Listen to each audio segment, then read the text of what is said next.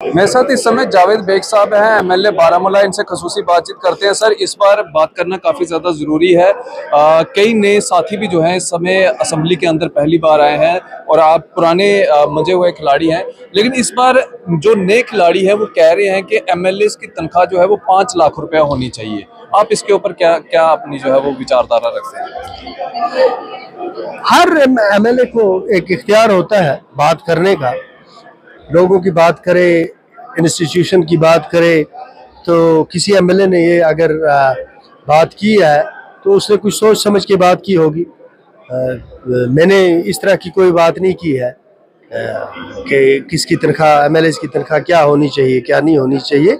तो ये कोई उतना बड़ा इशू नहीं है, कोई ऐसा बर्निंग इशू नहीं, लेकिन कह रहे हैं कि तनख्वाह बढ़नी चाहिए। तो आप चाहते हैं कि तनख्वाह बढ़नी चाहिए? जब इसमें असेंबली में बात होगी तो फिर जब मैं असेंबली में बात करूंगा तो उसके बाद मैं आपको इसका जवाब दूंगा कि तनख्वाह बढ़नी चाहिए कि नहीं बढ़नी चाहिए। अभी तक ये असेंबली में टेबल नहीं हुई बात। मैं आपको ये बताता हूँ कि आप बहुत टफ दौर से जिंदगी में गुजर रहे होंगे। एक तरफ आपका अपना मुस्तकबिल, एक तरफ आपके घर की जिम्मेदारियां, एक तरफ फ्यूचर, और फिर लिमिटेड नहीं यानी कि बिलो एक ऐसी इतनी छोटा सा अमाउंट होगा जो मुश्किल से चाय अगर आप पिए तो वो खर्च हो जाता है। ये आपकी सूरत हाल है, ये मैं जानता हूं, लेकिन इसको मेरा फर्ज नहीं है इसको बेपर्दा करना। तो मैं ये कहता हूं जो एमएलए होते हैं जब ये इलेक्शन लड़ते हैं ना, तो आप अंदाजा नहीं लगा सकते कि इलेक्शन में इनकी हालत क्या होती है। फिर उसके बाद इलेक्शन के बाद बेटा जब हम जो हार जाते हैं उनकी क्या हालत होती है, और जो जीत जाते हैं इनकी परसेंटेज बहुत कम होती है। मिसाल के तौर पर जिन्होंने मेरे साथ इलेक्शन लड़ा 26 थे, मैं 1 जीत गया, 25 हार गए। आपको पता है वो 25 किस तरह जिंदगी गुजारते होंगे, सिवाय उनमें से 2-3 के। कितनी मुश्किल जिंदगी उनकी होगी, इंतहाई मुश्किल और दुश्वार जिंदगी उनकी होगी।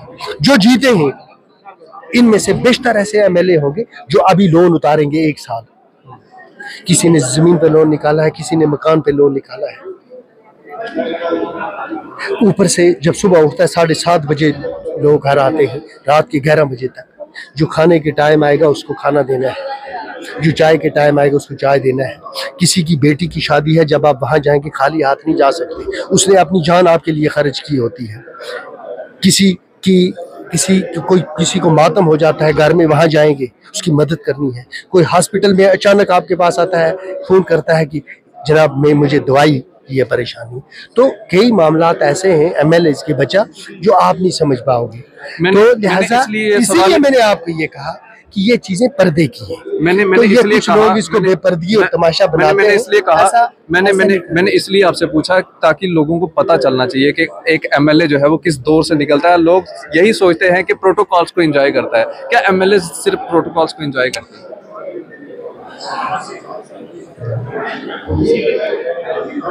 देखें, जितना लोगों ने इस सियासतदान को जलील किया है ना, जितना ये लोग इस सियासतदान को बेइज्जत करते हैं ना, उतने बेइज्जत हम लोग नहीं होते। तो करने दें, कहने दें, क्या कहा जा सकता है। चलिए, बहुत बहुत शुक्रिया। यह सवाल करना इसलिए ज़रूरी था कि आप लोगों तक भी इस बारे में मालूमात हो सके कि एक एमएलए बनना आसान होता है, लेकिन उसको 5 साल निभाना जो है वो कितना मुश्किल होता है, वो दायरा कितना मुश्किल होता है। लोगों की गाली गलौच, लोगों का अच्छा बुरा सब जो है एक एमएलए को बर्दाश्त करना होता है। तो साफ तौर के ऊपर हमने बातचीत की है असेंबली के अंदर। कुछ एमएलए हजरात जो नए आए हैं उन्होंने इस बारे में इशू उठाया। हमने सोचा कि जो पुराने खिलाड़ी हैं उनसे पूछते हैं, जो पुराने सियासतदान हैं उनसे पूछते हैं कि आखिरकार इनकी क्या सोच है, इस जो सैलरी का इशू उठ रहा है उसको लेकर इनकी क्या सोच है। हमने इनसे वाबस्ता किया।